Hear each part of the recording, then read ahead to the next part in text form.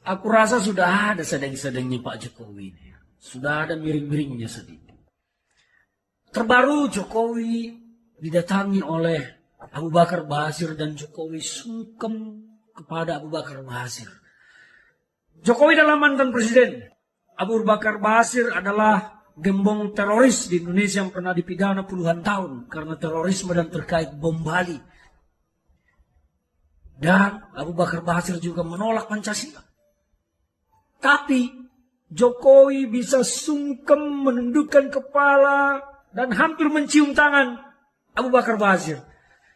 Saya pikir ini adalah sebuah kelabilan jiwa. Jokowi pernah juga saya mengatakan di sebuah stasiun TV memang labil. Download Tribun X sekarang, menghadirkan lokal menjadi Indonesia.